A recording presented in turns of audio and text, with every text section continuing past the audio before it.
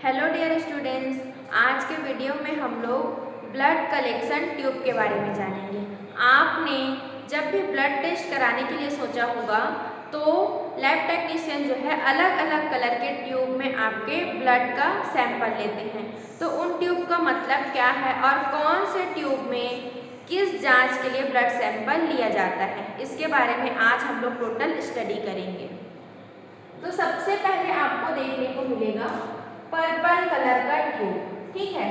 इसे हम लोग EDTA ट्यूब बोलते हैं, ठीक है। पर्पल कलर के ट्यूब में आपको EDTA ethylene diamine tetra acetic acid, इसमें क्या रहता है EDTA ethylene diamine tetra acetic acid जो है इस ट्यूब में आपको मिलेगा, ठीक है। ये क्या करता है, क्लॉटिंग होने से बचाने के लिए, मतलब ब्लड को क्लॉट होने से ये रोकता है, मतलब ये एक एंटीकोगुलेंट है, ब्लड को क्लॉट होने से ये रोकता है। इस ट्यूब में हम लोग कौन कौन से जांच के लिए सैंपल ले सकते हैं। तो सबसे पहले AEC टेस्ट, ठीक है, एब्सोल्यूट इसिनोफिल काउंट। ये एक ब्लड टेस्ट है जिसमें हम लोग क्या करते हैं, इसिनोफिल की संख्या को मापते हैं, ठीक है। मेनली AEC टेस्ट जो है एलर्जी, अस्थमा या पैरासाइटिक इन्फेक्शन का पता लगाने के लिए कराया जाता है। नेक्स्ट, इस ट्यूब में जो हम सैंपल लेंगे उसका उपयोग हम लोग ब्लड ग्रुप जांच करने के लिए कर सकते हैं। आपने अलग अलग टाइप्स के ब्लड ग्रुप का नाम सुना होगा, जैसे A, B, O या AB।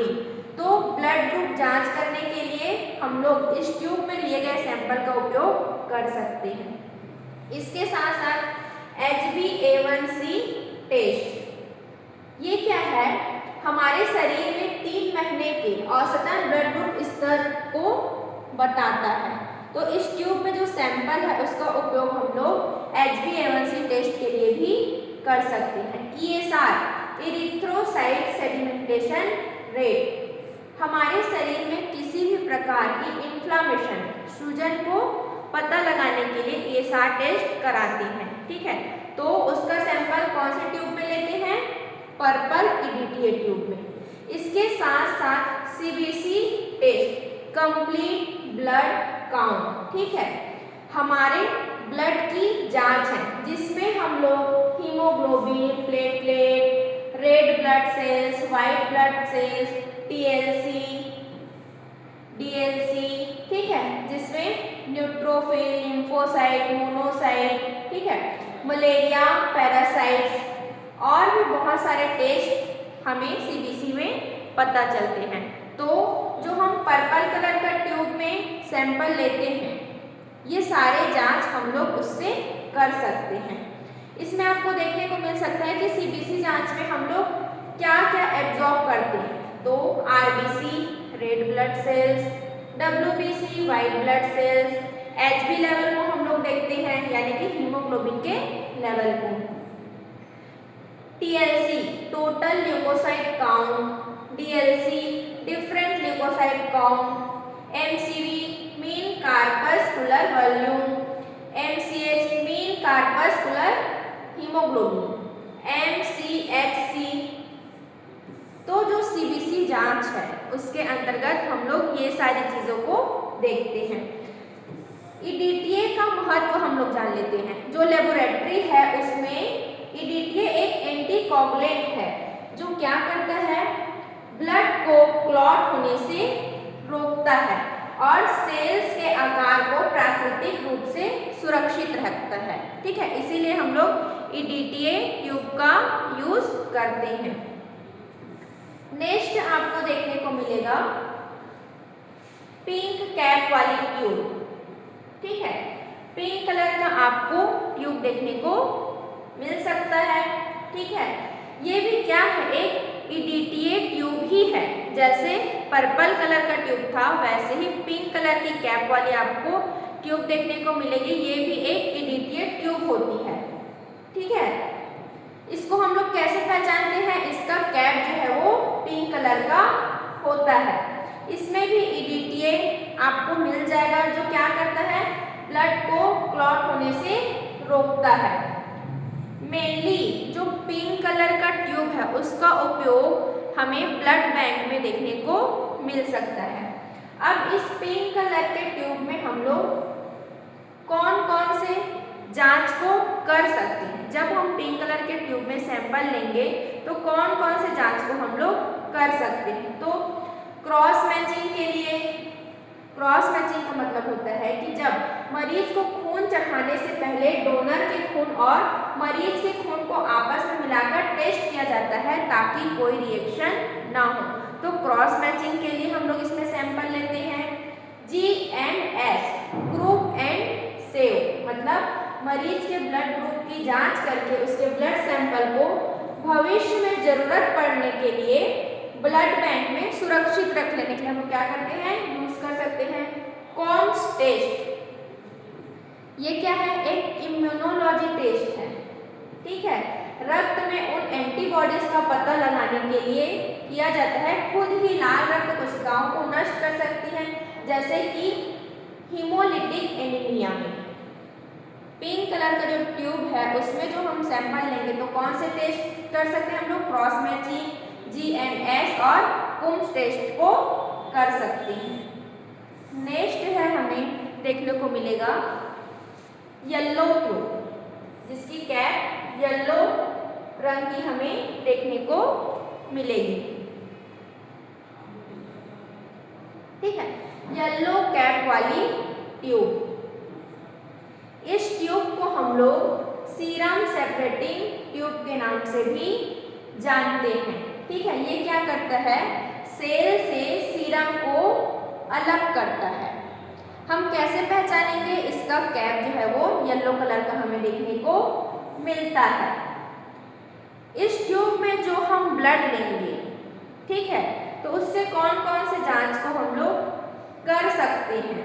तो जितने भी सभी प्रकार के सीरोलॉजिकल टेस्ट में, बायोकेमिस्ट्री टेस्ट में और इम्यूनोलॉजी टेस्ट के लिए हम क्या करते हैं, इस ट्यूब का इस्तेमाल कर सकते हैं। इस ट्यूब में आपको सिलिका पार्टिकल्स आपको मिलेगा, ठीक है। ये क्या करता है, ये एक क्लॉट एक्टिवेटर का काम करता है जो रक्त को जल्दी जमने में मदद करता है। सीरम सेपरेटिंग जेल, इसमें आपको सीरम सेपरेटिंग जेल भी देखने को मिलेगा, ठीक है। ये ट्यूब के नीचे जेल होता है, ठीक है, सीरम सेपरेटिंग जेल।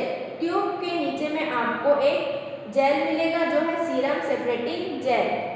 ये क्या करता है, जब हम सैंपल को सेंट्रीफ्यूज करते हैं तो सेल्स और सीरम के बीच एक दीवार बना देता है, ठीक है, जिससे सेल और सीरम क्या हो जाते हैं, बट जाते हैं, दो भाग में सेपरेट हो जाते हैं, ठीक है।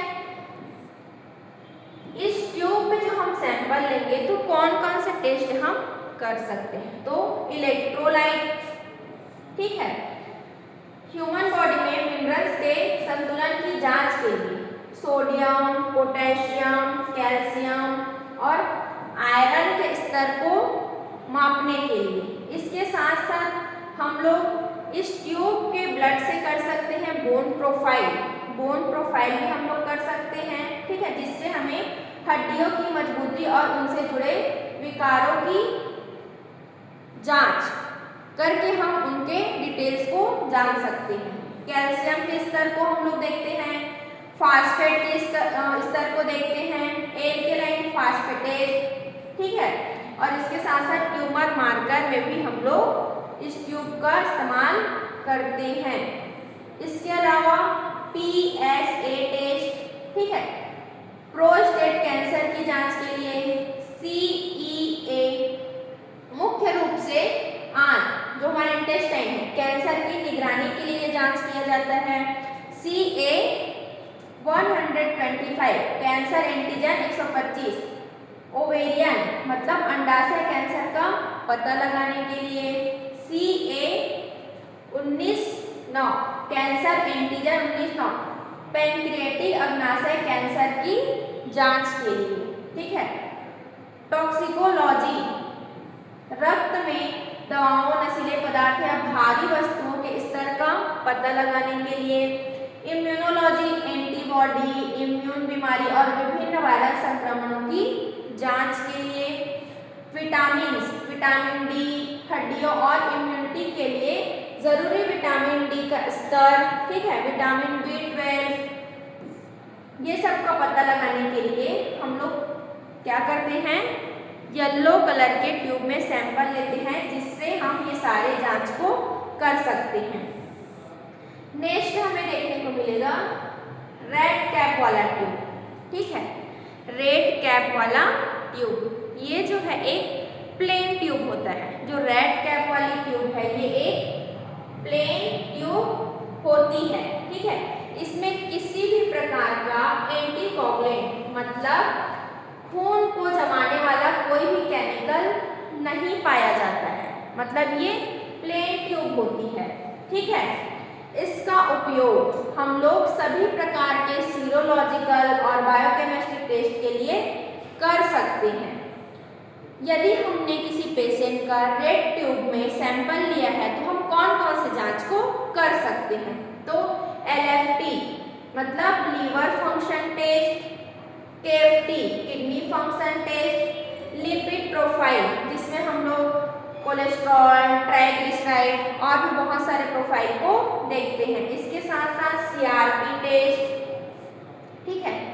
G6PD test, vitamin B12 test and vitamin D test, iron profile test, thyroid profile, Vidal test, dengue test, prolactin, lipase. ठीक है। तो ये सारे टेस्ट को हम लोग क्या कर सकते हैं, रेड कलर के ट्यूब में हमने जो सैंपल लिया है उसमें से हम ये सारे टेस्ट को कर सकते हैं। नेक्स्ट है हमारा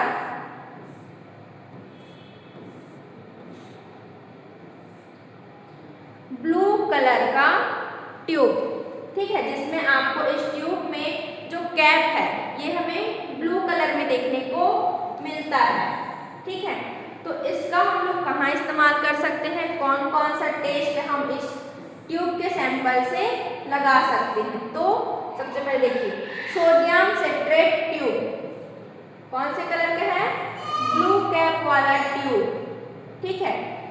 2.7 ml जो है ट्यूब में आमतौर पर आपको 0.3 ml सोडियम साइट्रेट मिलेगा।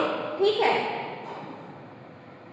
ये क्या करता है, केमिकल का अनुपात ठीक 9:1 रहे, जो क्लॉटिंग जांच के लिए अनिवार्य है। मतलब जो ये ट्यूब है इसमें 2.7 ml ट्यूब में आमतौर पर आपको 0.3 ml सोडियम साइट्रेट होगा। ठीक है। जो क्लॉटिंग जांच ले उसका जो रेशियो है 9:1 होना चाहिए। ठीक है। अब देखिए इसका उपयोग हम लोग किन किन जांच के लिए कर सकते हैं, तो PT प्रोथ्रोम्बिन टाइम, यह टेस्ट हमें इस माप को बताता है कि खून कितनी देर में जमता है और इसका उपयोग मुख्य रूप से वारफेरिन जैसे खून पतला करने वाली दवाओं की निगरानी के लिए किया जाता है। ठीक है। APTT यह भी रक्त के थक्के जमने की समय की जांच करता है। विशेष रूप से हिपेरिन थेरेपी की निगरानी और हीमोफीलिया जैसी बीमारियों का पता लगाने के लिए हम लोग इस जांच को करते हैं। ठीक है। कोगुलेशन स्टडी, रक्त के थक्के जमने के विकार, ब्लीडिंग और क्लॉटिंग डिसऑर्डर, उसमें भी हम लोग क्या कर सकते हैं, यूज कर सकते हैं। D-डाइमर, शरीर में असामान्य रूप से खून के थक्के बनने या उनके टूटने की प्रक्रिया की जांच करने के लिए भी हम लोग इस ट्यूब में सैंपल लेते हैं। यह टेस्ट अक्सर DVT, डीप वेन थ्रोम्बोसिस या पल्मोनरी एम्बोलिज्म के संदेह में किया जाता है। ठीक है। D-डाइमर जो टेस्ट है, तो ये हुआ हमारा ब्लू कलर का ट्यूब, ठीक है, जिसमें हम लोग किन किन टेस्ट के लिए यूज करते हैं ब्लू कलर के ट्यूब को। इसके बाद नेक्स्ट हमें देखने को मिलता है ग्रे रंग का ट्यूब। ऐसा ट्यूब जिसका कैप कैसे कलर का रहेगा, ग्रे कलर का, ठीक है। तो इसका इस्तेमाल हम लोग कौन कौन से टेस्ट के लिए कर सकते हैं, तो सोडियम फ्लोराइड ट्यूब, जिसे हम लोग ग्रे रंग के कैप से पहचान सकते हैं, ठीक है। देखिए, यदि हम इसमें सैंपल लेते हैं तो ग्लूकोज के स्तर को 5 दिनों तक बिना किसी बदलाव के सुरक्षित रख सकता है। यदि हम इस ट्यूब में सैंपल लेते हैं तो ये रक्त में जो हमारा ग्लूकोज प्रेजेंट है उसके स्तर को 5 दिनों तक बिना किसी बदलाव के सुरक्षित रख सकता है, ठीक है। उपयोग कौन कौन से जांच हम इस ट्यूब के सैंपल से कर सकते हैं, तो मुख्य रूप से ब्लड शुगर और लैक्टेट के सटीक परीक्षण के लिए हम लोग यूज करते हैं, ठीक है। इस ट्यूब में मुख्य रूप से 2 कंपोनेंट्स हमें देखने को मिलता है, सोडियम फ्लोराइड, ठीक है। ये क्या है, ये एक एंटी ग्लाइकोलिटिक एजेंट है, ठीक है। इसका मुख्य काम है ग्लाइकोलाइसिस, मतलब रक्त कोशिकाओं द्वारा ग्लूकोज को तोड़ने या उपयोग करने की प्रक्रिया को रोकना। इससे सैंपल कलेक्ट होने के बाद भी ग्लूकोज की मात्रा कम नहीं होती और रिपोर्ट हमें सही मिलता है। दूसरा इसमें आपका पाया जाता है पोटेशियम ऑक्सलेट। यह एक एंटीऑक्सीडेंट है जो कैल्शियम के साथ बनकर रक्त को क्लॉट होने से रोकता है, ठीक है। उपयोग मुख्य रूप से शरीर में ग्लूकोज के सटीक स्तर को मापने के लिए हम लोग यूज करते हैं, ठीक है। देखिए, कौन कौन से टेस्ट हम इस ट्यूब के सैंपल से कर सकते हैं, तो FBS फास्टिंग ब्लड शुगर, मतलब खाली पेट ब्लड शुगर की जांच, ठीक है। इसके लिए पेशेंट को लगभग 8 से 12 घंटे तक भूखे रहना चाहिए बिना कुछ खाए पिए। इसके साथ साथ RBS रैंडम ब्लड शुगर, मतलब दिन में किसी भी समय किया जाने वाला ब्लड शुगर टेस्ट, इसमें किसी भी प्रकार की फास्टिंग की जरूरत नहीं होती है। PPBS post prandial blood sugar, मतलब खाना खाने के ठीक 2 घंटे बाद किया जाने वाला ब्लड शुगर, ठीक है। GTT glucose tolerance test. Glucose tolerance test क्या है, मरीज को एक निश्चित मात्रा में ग्लूकोज का पानी पिलाया जाता है और फिर नियमित अंतराल पर जैसे 1 घंटे या 2 घंटे बाद ब्लड सैंपल लेकर यह देखा जाता है कि शरीर शुगर को कैसे हैंडल कर रहा है। अक्सर ये जो है गर्भावस्था के दौरान होने वाली डायबिटीज का पता लगाने के लिए किया जाता है, ठीक है। तो जो हमारा ग्रे कलर का कैप वाला ट्यूब है उसमें हम लोग मेनली अगर देखें तो ग्लूकोज की जांच के लिए हम लोग इस ट्यूब का इस्तेमाल करते हैं, जिसमें आपको अलग अलग तरह के ग्लूकोज जांच देखने को मिल सकते हैं। इसके बाद नेक्स्ट है हमारा ग्रीन कैप वाला ट्यूब, हिपेरिन ट्यूब, जिसे इसके हरे रंग की कैप से हम लोग पहचान सकते हैं, ठीक है। नेक्स्ट कौन सा है हमारा, ग्रीन कलर का ट्यूब, जिसे हम लोग हरे कैप से पहचान सकते हैं। देखिए, जैसे इसे हम लोग कैसे पहचानेंगे, गहरे हरे रंग के ढक्कन के द्वारा हम इसे पहचान सकते हैं, ठीक है। एंटीकोगुलेंट, इस ट्यूब के अंदर सोडियम हिपेरिन या लिथियम हिपेरिन पाया जाता है, या थ्रोम्बिन को रोककर रक्त को जमने से रोकता है। यूज किन किन जांच के लिए हम इस ट्यूब को यूज कर सकते हैं, तो मुख्य रूप से अमोनिया टेस्ट, रक्त में अमोनिया के स्तर की जांच के लिए, ठीक है। इंसुलिन टेस्ट शरीर में बनने वाले इंसुलिन हार्मोन की मात्रा को मापने के लिए, ठीक है। इम्यूनोलॉजी टेस्ट इम्यून सिस्टम से जुड़े विभिन्न प्रकार के टेस्ट के लिए। क्रोमोसोमल स्टडी गुणसूत्र की संरचना और आनुवंशिक विकारों के अध्ययन के लिए। बोन मैरो स्टडी, ठीक है, अस्थि मज्जा हड्डियों के अंदरूनी हिस्से से जुड़े रक्त विकारों या कैंसर के विशेष परीक्षणों के लिए, ठीक है। तो जो ये ग्रीन कलर का ट्यूब है इसका कौन कौन से टेस्ट में कर सकते हैं? अमोनिया टेस्ट, ठीक है, insulin test, immunology test, chromosomal study, bone marrow study के लिए हम लोग इस ग्रीन कलर के ट्यूब में सैंपल ले सकते हैं। इसके बाद नेक्स्ट है हमारा ऑरेंज कैप वाली ट्यूब, ठीक है। तो इस ट्यूब से हम लोग कौन कौन से टेस्ट कर सकते हैं? जब हम ऑरेंज कलर के कैप वाले ट्यूब में सैंपल लेते हैं तो किन किन जांच के लिए हम इस ट्यूब में जो सैंपल लिया गया है उसका उपयोग कर सकते हैं? तो सबसे पहले देखिए ऑरेंज कैप वाली ट्यूब, ठीक है, इसे RST या रिपीट सीरम ट्यूब कहा जाता है, ठीक है। घटक इसमें थ्रोम्बिन आधारित क्लॉट एक्टिवेटर और एक विशेष जेल होता है। इसमें क्या कंपोनेंट है? इसमें थ्रोम्बिन आधारित क्लॉट एक्टिवेटर और एक विशेष जेल होता है, ठीक है। क्या करता है ये? तो थ्रोम्बिन एक ऐसा एंजाइम है जो रक्त को बहुत तेजी से जमा देता है। सामान्य रेड या येलो ट्यूब में खून जमने में 30 मिनट लगते हैं, लेकिन ठीक है ये क्या करता है? ये बहुत फास्ट ही क्या करेगा? ब्लड को बहुत तेजी से क्लॉट करता है, ठीक है। इसका उपयोग, ठीक है, फास्ट से सीरम अलग करने की क्षमता के कारण इसका उपयोग मुख्य रूप से इमरजेंसी मेडिकल परिस्थितियों में किया जाता है, ठीक है।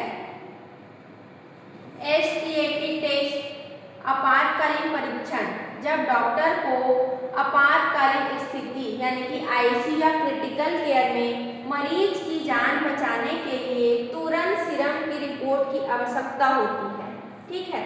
तो उस कंडीशन में क्या करते हैं? पेशेंट के सैंपल को हम लोग ऑरेंज कलर की कैप वाली ट्यूब में कलेक्ट करते हैं, ठीक है। आपातकालीन स्थितियों में लीवर, किडनी, कार्डियक मार्कर या अन्य बायोकेमिस्ट्री टेस्ट के लिए सीरम तैयार करना, मतलब ये हमारा एक इमरजेंसी ट्यूब है। जब हमें किसी पेशेंट का रिपोर्ट जल्द चाहिए रहता है इमरजेंसी कंडीशन में, तो हम क्या कर सकते हैं? ऑरेंज कैप वाले ट्यूब में सैंपल को ले सकते हैं। ये क्या करता है? जो हमारा रेड या येलो ट्यूब है उससे फास्ट ये ब्लड को क्लॉट करता है, जिससे हमें किसी भी प्रकार के सीरम का रिपोर्ट जल्द ही मिल सकता है, ठीक है। तो आज का जो हम लोग का वीडियो था टोटल ब्लड कलेक्शन ट्यूब के बारे में, कि हम लोग अलग अलग कलर के ट्यूब का इस्तेमाल करते हैं सैंपल लेने के लिए। तो किस ट्यूब में जो हमने सैंपल लिया है उस ट्यूब से कौन से टेस्ट को हम कर सकते हैं। यदि ये वीडियो आपको अच्छा लगा और नॉलेजेबल है तो मेरे चैनल को सब्सक्राइब करें और मेरे वीडियो को लाइक करें।